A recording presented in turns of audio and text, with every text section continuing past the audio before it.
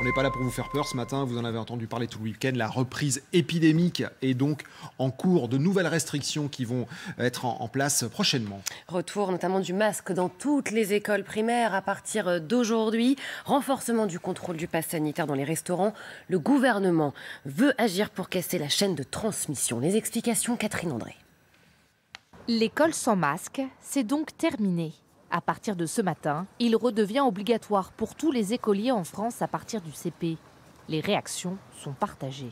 Je vois pas l'intérêt, ils ont chaud, c'est pas supportable. Il y a les mains sales, le tripotage des masques et tout ça, je vois vraiment pas l'intérêt pour les enfants. Si les chiffres montent, je ne peux que l'approuver. Ça permet de limiter la contagion. Une mesure expliquée par la reprise de l'épidémie en France. Face aux cas qui augmentent, le gouvernement va aussi renforcer les contrôles du pass sanitaire. Il annonce qu'il n'y aura pas de pause dans les restaurants pendant les fêtes de fin d'année. L'idée d'être encore plus surveillé agace certains restaurateurs. Le contrôle du contrôle, je ne sais pas forcément si c'est une très bonne idée. Nous, en tout cas à Paris et dans les grandes villes, on a quand même l'impression que tout est très bien respecté de la part de la clientèle pour présenter son pass et nous, pour le contrôler. Alors que la 5e vague déferle sur une partie de l'Europe, la France durcit aussi les conditions d'entrée sur le territoire. La Belgique, l'Allemagne ou encore l'Autriche confrontées à une flambée de cas. Les voyageurs non vaccinés en provenance de ces pays doivent désormais présenter un test négatif de moins de 24 heures pour rentrer dans l'Hexagone. En Autriche, nouveau tour de vis inédit depuis la crise sanitaire. Les personnes non vaccinées devront rester confinées. Et oui, cela représente près de 2 millions d'individus. La nouvelle règle, c'est vacciner ou guéri. Seule exception pour aller faire ses courses, aller à l'école ou recevoir des soins médicaux. Didier Pereski, notre envoyé spécial à Vienne. Oui, c'est une situation sans précédent et bizarrement, elle est plutôt bien accueillie ici par les Autrichiens que nous avons rencontrés, même si c'est vrai, la plupart d'entre eux étaient vaccinés. Ils nous disent avoir joué le jeu du vaccin et que le gouvernement leur avait fait une promesse, faites-vous vacciner et vous conserverez votre liberté. Je vous rappelle quand même que les Autrichiens sont fatigués, ils ont déjà été confinés à 3 reprises. D'un autre côté, évidemment, il y a les opposants. Ils sont peut-être moins nombreux, mais ils ont manifesté devant le Parlement. Et puis, quant à ceux qui voudraient peut-être braver les interdits, eh bien, il faut savoir qu'à partir de ce lundi, les patrouilles et les contrôles seront renforcés dans les rues de Vienne, avec des amendes pour les contrevenants, 500 € pour ceux qui ont bravé l'interdit et jusqu'à 1 500 € pour ceux qui refusent de se faire contrôler. Didier Pereski qu'on retrouvera tout au long de cette matinale à Vienne. La politique, gros week-end de réaction, après les propos d'Éric Zemmour qui a vivement critiqué l'action de François Hollande avant les attentats du 13 novembre. Oui, des déclarations qui ont provoqué une vague d'indignation parmi les victimes et les politiques. Éric Zemmour qui n'a exprimé aucun regret tout au long du week-end. Jordan Klein. Pas de regret, c'est ce qu'Éric Zemmour a laissé entendre hier au salon du Made in France.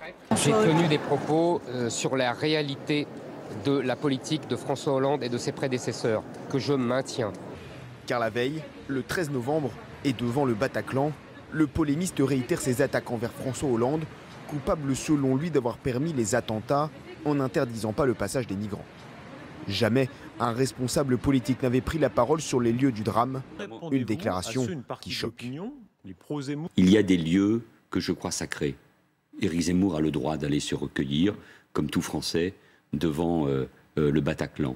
Mais provoquer la polémique, c'est précisément oublier qu'il y a des victimes. Une occasion pour le Rassemblement national de dénoncer un dérapage d'Éric Zemmour. C'est vrai que quand on vient dire cela à 1 mètre de l'entrée du Bataclan, entre des familles qui sont en train de se recueillir, ce n'est pas le lieu. Donc il y a un respect à avoir pour la mémoire des familles, il y a un respect à avoir pour la mémoire des victimes, il y a un respect et une décence à avoir pour la mémoire de tous ceux qui ont perdu un proche. Sur Twitter, l'association des victimes du Bataclan a, elle, dénoncé la récupération politique d'Éric Zemmour en le qualifiant de profanateur de sépulture.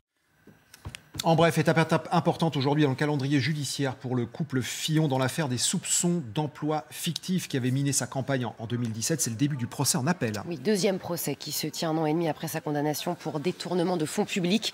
Il avait écopé de 5 ans d'emprisonnement, dont 2 fermes, avec 375 000 € d'amende. Et puis cette tentative d'évasion ce week-end à la prison de Fresnes, une détenue, vous en avez entendu parler, a tenté de s'échapper. Elle a creusé son trou, elle a creusé un trou pour sortir de sa cellule. L'alarme s'est déclenchée. tranché. La détenue était allée en Syrie pour rejoindre les rangs de l'État islamique. Les précisions de William Molinier. Après les premiers éléments qui ont été notamment retrouvés dans sa cellule, elle aurait creusé ce trou depuis au moins plusieurs jours avec des outils artisanaux. Et évidemment, c'est quelque chose de planifié qui ne se fait pas sur un coup de tête. Et ce que l'on sait, c'est qu'elle a passé plusieurs jours, plusieurs semaines en Syrie, sur zone de guerre. Donc on peut légitimement penser que c'est une personne aguerrie.